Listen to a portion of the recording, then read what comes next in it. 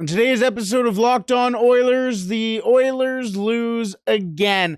A shutout on the island. What happened? What's going on? There's a sense of despair, and hashtag Fire Holland is trending. We will talk about that and much more on today's episode of Locked On Oilers. You're Locked On Oilers, your daily podcast on the Edmonton Oilers. Part of the Locked On Podcast Network, your team every day.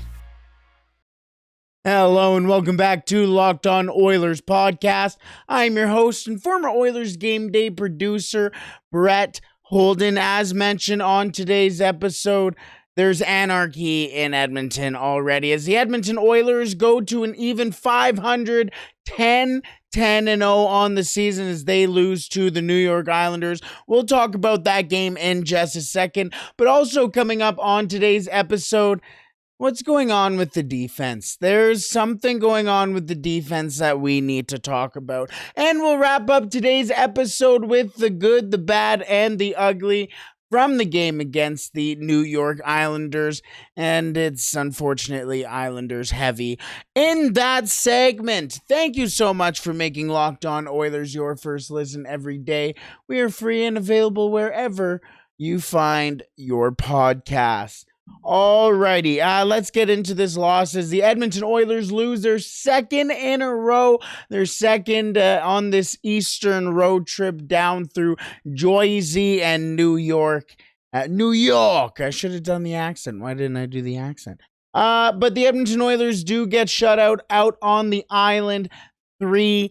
Ilya Sorokin with an absolute masterclass. And I'm kind of debating on my feeling towards the game because of how well Sorokin played. The Edmonton Oilers fired 49 shots, a season high towards Ilya Sorokin, and the Edmonton Oilers looked like at times too they got 50 shots.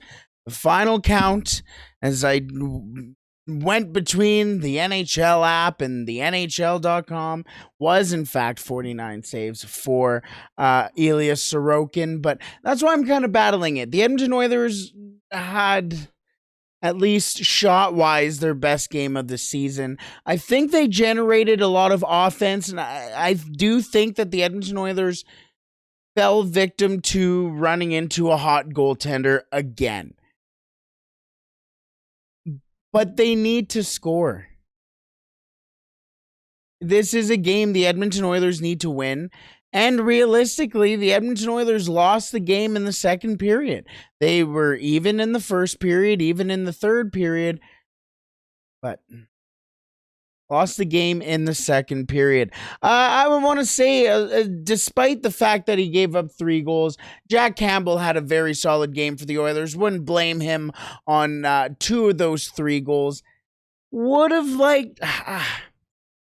have liked to have seen a little bit more anticipation from Campbell. I feel like that's been the issue for the Edmonton Oilers goaltenders this year, is anticipation. That's what I'm really seeing with, more specifically, Stuart Skinner.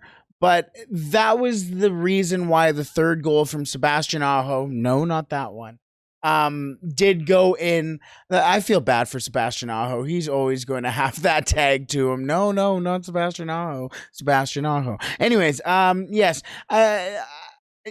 You could see him coming from a mile away. He came in from the point, skated all the way through the Edmonton Oilers defenseman. Evan Bouchard was just going,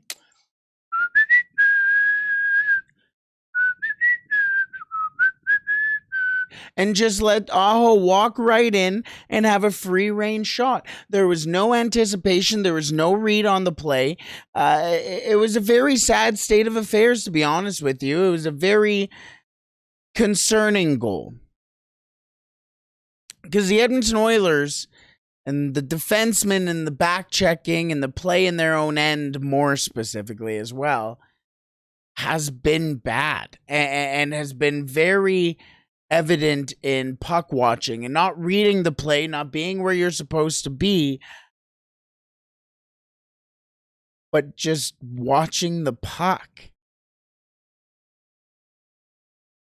And it's a shame because your goal scorers can only do so much.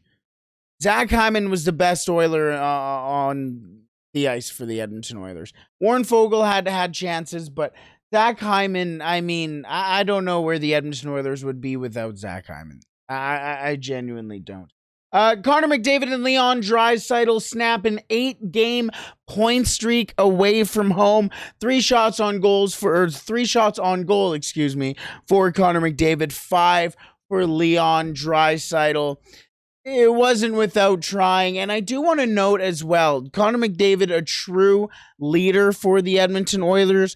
After the game, as soon as the moment the final horn went off in New York, Connor McDavid, the only Oiler to go down and tap Jack Campbell on the pads and tell him good game. He was the only one. Everybody else waited for Campbell to come to the bench and have him go down first. Connor was the one who got off the bench, tapped him specifically, and let him know that Campbell did have a good game. A .903 save percentage for him, and 24 of his 28 saves, came on the, as it was even. He's faced 25 shots at even strength, stopped 24 of them. He had a very strong game, Dylan Holloway, too, to wrap up the conversation. Actually, no, I do have a couple more points here. Dylan Holloway, 10 minutes of game time here, 10 minutes time on ice. Good. He should be getting that time on ice, especially with the fact that the Oilers were down 3-0, needed a spark. Wasn't the Oiler with the least amount of minutes on ice. In fact, he had more than 2 Oilers. That was nice. Actually, 3. He had more than Marcus Niemelainen as well. Had more than Marcus Niemelainen, Brad Malone, and Derek Ryan in that game. And do I expect Holloway to be coming back to Edmonton at the end of this trip? No, I think he will be heading to Bakersfield after the Saturday game against the Rangers, depending on Yamamoto's status. But yeah, I think Holloway had a good game, had a decent game, but good for him to get more time on the ice. What I do also want to mention, less away from the players, but more of the team overall. They were out hit against the New York Islanders. Honestly, I think the reason why I think it was a good game for the Oilers with those 49 shots and just running into a hot goaltender, but it seemed like an uninspired game from the Edmonton Oilers. Again, out hit 20-17, Klim Kostin 2 hits. I think the Oilers' leading hitter on the night was Darnell Nurse with 3. So not a fantastic game for the Oilers in that sense. They just never came out with any sort of energy. They came out, they were outshot. I think they didn't register their first shot until about the 12th minute of the game, or with 12 minutes to go in the first period. It wasn't a good game overall for the Oilers. Also, keep finding shin pads. The Edmonton Oilers do. 14 block shots for the New York Islanders, 9 for the Edmonton Oilers. Not good. And that power play as well, 0 for 5. Again, that obviously comes with the fact that it was a 3-0 shutout and a 49 save shutout for Ilya Sorokin, but either way. It also doesn't help that the Edmonton Oilers are getting 0 help from their key defensemen, especially offensively, but as well in their own end, as 2 defensemen have been notably, well, to be candid, awful. We'll talk about that in just a second. But first, today's episode is brought to you by Athletic Greens. Our next partner I use literally every day. I started using AG1 because I wanted to optimize my gut health and my immune system while also getting a supplement that tasted great. So that's exactly what I get with AG1. What is this stuff? With one delicious scoop of AG1, you're absorbing 75 high-quality vitamins, minerals, whole food source superfoods, adaptogens, and probiotics to help you start your day right. This special blend of ingredients supports your gut health, your nervous system, your immune system, your energy, your recovery, your focus, your aging, all of the things. All of the things. Plus, it's lifestyle friendly. If you eat keto, paleo, vegan, dairy-free, or gluten-free, it is all good for you. You can use AG1. Plus, it contains less than 1 gram of sugar, no GMOs, no nasty chemicals or artificial anything, all while still tasting good. Plus, it costs less than $3 a day. You are investing in your health, and it's cheaper than your cold brew addiction. Yeah, I'm calling you out for your cold brew addiction because I'm right there with you. Honestly, I'm just trying to call myself out. Athletic Greens has more than 7,000 5-star reviews and is recommended by professional athletes. Right now, it's time to reclaim your health and arm your immune system with convenient daily nutrition. Just 1 scoop in a cup of water every day. That's it. No need for a million different pills and supplements to look out for your health. To make it easy, Athletic Greens is going to give you a free 1-year supply of immune supporting vitamin D and 5 free travel packs with your first purchase. All you have to do is visit athleticgreens.com/NHL network. Again, that is athleticgreens.com/NHL network to take ownership over your health and pick up the ultimate daily nutritional insurance.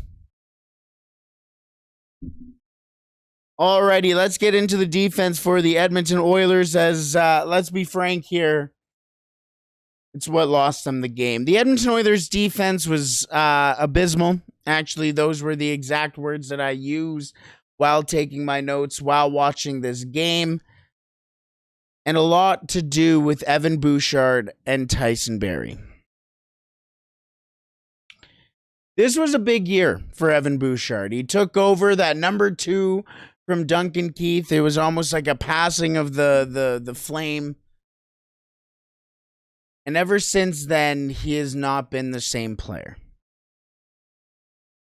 Evan Bouchard was supposed to take over the power play quarterback position from Tyson Barrie, and he has done anything but that. In fact, Tyson Barrie played less time on the power play than Evan Bouchard in the game. And the Edmonton Oilers went 0 for 5 on the power play, including a penalty taken by Tyson Barrie on the power play, breaking up a potential breakaway.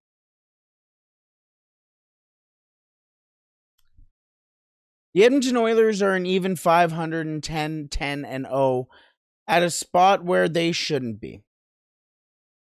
23% of teams make the playoffs after not being in a playoff position by American Thanksgiving. Well, tomorrow's American Thanksgiving, and the Edmonton Oilers are not in a playoff spot. And it has a lot to do with the play of Evan Bouchard and Tyson Barrie.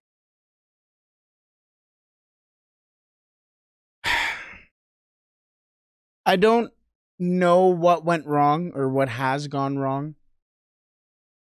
It's important to remember that development isn't linear. Very important thing to remember. We're seeing it in Dylan Holloway. We're seeing it now in Evan Bouchard. But he has to be better. At 5-on-5, his goals for per 60 minutes for Evan Bouchard is at a 1.43. And his goals against per 60 minutes at 5-on-5 is at a 3.13. he is getting scored on more often than he is, scoring. And not only him, it's not only him that goes into this goals for per 60 minutes stat. It's about the quality opportunities, the amount of times you get the puck to the net, how many times you can get that shot through that first blocker, that first man. How many goals are actually scored when you're on the ice, whether you attribute an assist or contribute an assist or a goal. Everything goes into it. And in 60 minutes, the amount of goals for that the Edmonton Oilers would average with Evan Bouchard on the ice would be 1.43. You're not winning any hockey games at that rate. In fact, if you're doing a 3.13 or attributing or contributing, whatever word you want to use, I don't care. I'm upset.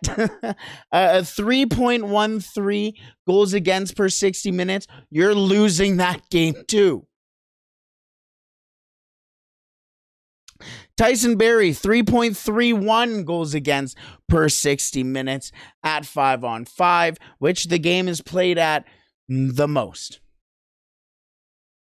A dumb penalty by Tyson Barrie, which led to that power play, or actually led to a 4-on-4, which the New York Islanders scored on after. Connor McDavid was going to make that play. We saw the skill and the speed that he had to get back, and he was the first one actually to that puck. Was that because there was a little bit of interference from Tyson Barrie? Yes. But a bad play by Barrie turns into a bad penalty by Barrie, turns into a goal from the New York Islanders. And while if you're not going to score any goals or get any past Ilya Sorokin, guess what? That's enough to lose. Tyson Barrie only played 3 minutes and 49 seconds, on the power play when Evan Bouchard played 5 minutes and 21. Outside of that, Tyson Barrie played 16 minutes and 17 seconds throughout the game, and Evan Bouchard played 19 minutes and 53 seconds. Both of them were a -1. And the Edmonton Oilers have an issue on the right side. Cody Ceci didn't have a fantastic game either. 2 giveaways. I'll be honest here. His goals against per 60 in all situations is the 6th worst on the team. 6th worst. And he's a top pairing defenseman. And those are also stats that include guys who play, 7 minutes a game?